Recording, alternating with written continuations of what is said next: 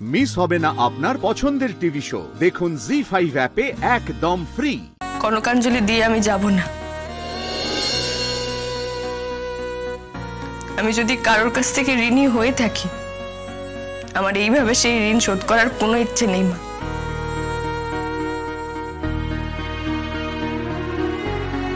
এতগুলো বছর ধরে তোমাদের দেওয়া শিক্ষা, বোধ, বুদ্ধি, সংস্কার, আচার আচরণ, সে সব কিছু বাবদ যা ঋণ হয়েছে, আমি সারা জীবন ধরে সেই ঋণ একটু একটু করে শোধ করতে চাই মা।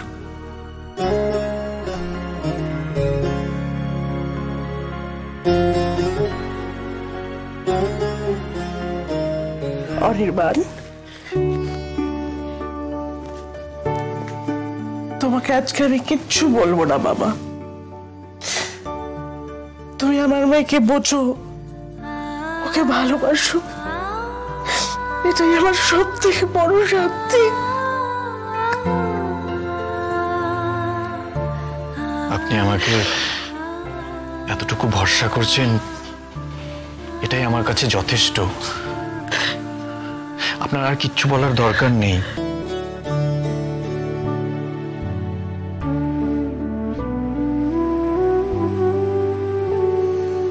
দাদা ভাই,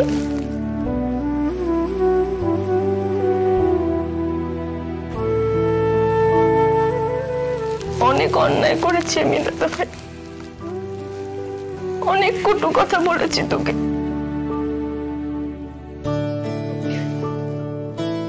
প্লিজ আমাকে ক্ষমা করে দিস দাদা ভাই, প্লিজ রাগ করে থাকিস না আমার উপর, প্লিজ।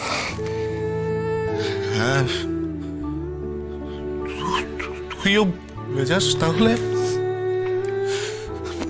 যা ঠিক ছিল সব ভুলে।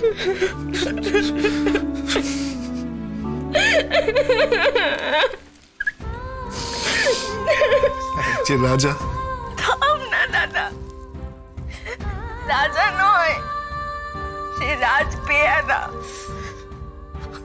যে মাতুল, মাতুল কিসে সবাই জানে, সে তার পিছে।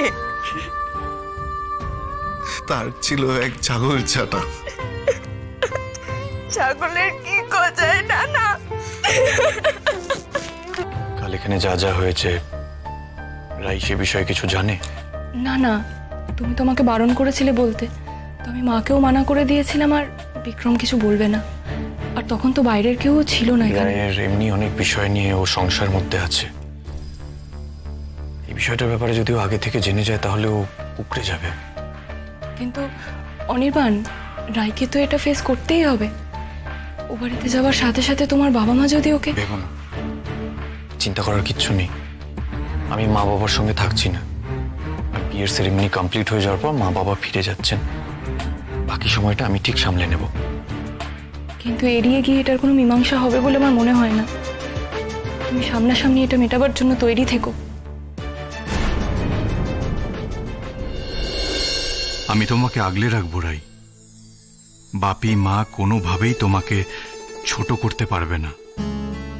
তোমার দায়িত্ব এখন আমার। জি5 ডাউনলোড করুন আর সব এপিসোড দেখুন একদম ফ্রি।